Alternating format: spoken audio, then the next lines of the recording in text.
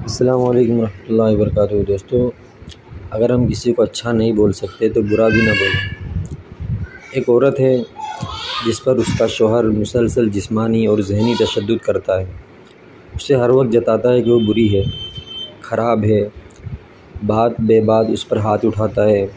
بچے بھی سہمے رہتے ہیں کیونکہ اس کا غصہ شدید ہے۔ خود وہ باہر سے اچھا کھانا کھا کر آتا ہے، گھر والوں کو کھلانے پلانے پہنانے اور ان کی ضرورتیں پورا کرنے میں بخیل ہے۔ بیوی اور بچے ڈرے سہمے رہتے ہیں، اس کے سامنے آنے سے گریز کرتے ہیں، لیکن کچھ پتہ نہیں کب کس بات پر غصہ بھڑک اٹھے اور وہ دھنک کر رکھ دے۔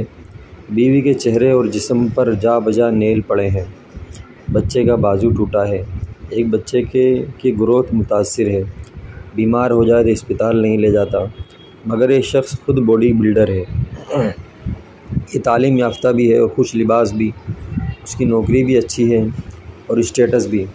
لوگ عزت نہ بھی کریں مگر اس کے سامنے کچھ بولنے سے گریز کرتے ہیں۔ کسی کا مفاد ہے، کوئی اس کے عتاب سے ڈرتا ہے۔ آپ اس شخص کو کیا کہیں گے؟ اس سے بڑھ کر یہ بتائیے کہ اس کے ساتھ کیا کیا جانا چاہیے۔ دور سے نظر آتا ہے کہ اس گھر میں آئے دن ہنگامہ رہتا ہے، پھر خاموشی چھا جاتی ہے۔ ایک روز علم ہوتا ہے کہ گھر میں بہت ہنگامہ ہوا، اس شخص نے گھسیٹ کر بیوی کو باہر پھینک دیا، اس کے ٹھڈے مارے، گھر میں توڑ پھوڑ کی اور مزید بدترین نتائج کی دھمکیاں دی۔ اب ہم دیکھتے ہیں کچھ محلے والے اور محلے والیاں فرماتی ہیں یہ سب بیوی کی غلطی ہے۔ جب پتہ ہے کہ اس کا غصہ برا ہے تو ایسا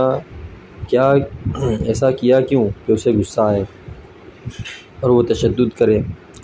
آپ اس نفسیات اور اس اپروچ کو کیا کہیں گے؟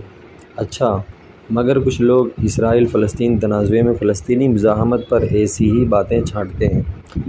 ہم اور آپ وہاں نہ رہتے ہیں اور نہ ہمیں اس درد و اذیت کا کچھ حصہ پہنچا ہے جس سے دنیا کی اس سب سے بڑی کھلی جیل کی قید گزرتے ہیں۔ یہ انٹر جنریشنل ڈرامہ ہے، ظلم اور بدماش کی دہائیوں پر مبنی داستان ہے۔ ایک طرف بے پناہ طاقت، فاشزم اور غاصبانہ قبضہ ہے جس کی پشت پر ساری دنیا کی اقوام کھڑی ہیں، کچھ بدماشی میں، کچھ مصلحت کی بنا پر، اور دوسری طرف نہتھے مزاحمت کار اور حریت پسند ہیں جن کے لیے صرف آواز اٹھانے والے ہم جیسے عام لوگ ہیں جو دنیا کے مختلف خطوں میں بکھرے ہیں۔ ان کے پاس اقتدار کی طاقت نہیں ہے۔ جب کوئی جھڑپ یا تنازع ہوتا ہے تو ہم میں سے کچھ لوگ قاضی بن کر فیصلہ کرنے بیٹھ جاتے ہیں کہ فلسطینیوں کو اسرائیل کو بھڑکانا نہیں چاہیے تھا۔ جس دوران وہ نہیں بھڑکا رہے تھے اس وقت آپ کیا کر رہے تھے؟ آپ نہ بڑی بات کریں نہ جذباتی ہوں، مگر کم از کم اتنا کریں جب ظالم ظلم کرے تو ظالم کے ظلم کی داستان کہیے، اس کے ہاتھ پکڑوانے کا مطالبہ کریں۔ یہ کم سے کم مفید کام ہے جو آپ اور میں کر سکتے ہیں۔ دنیا میں اس کو حق کی آواز اور حق کا ساتھ دینا کہتے ہیں۔ جو یہ قاضی کرتے ہیں اس کو وکٹم بلیمنگ کہتے ہیں۔ آپ ہزاروں میل دور بیٹھے وہاں کے حالات، اس کرب کو جھیلنے والوں کی کیفیت اور ان کے فیصلوں کو ڈائنامکس کو سمجھ نہیں سکتے۔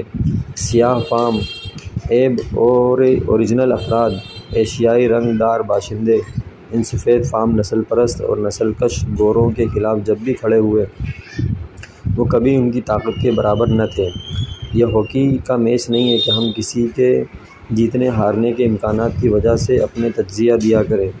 یہ خطے پر مسلط ظالم اور طاقتور بدماش کے صدی کے برابر تسلط اور جبرکانہ ختم ہونے والا سلسلہ ہے جس میں پسینے والے مظلوم اپنے حالات کو دیکھ کر اپنی مقدور بھر مزاحمت کر رہے ہیں۔ شاید دنیا کا ضمیر جاگے۔ کیا یہ کوئی راکٹ سائنس ہے یا کوانٹم فزکس ہے یا متوازی کائناتوں کا کوئی پیچیدہ مسئلہ ہے کہ سمجھنا پڑے گا یا سمجھانا پڑے گا؟ سامنے کی سیدھی بات ہے، آج تو ساری دنیا میں مظلوم کے ساتھ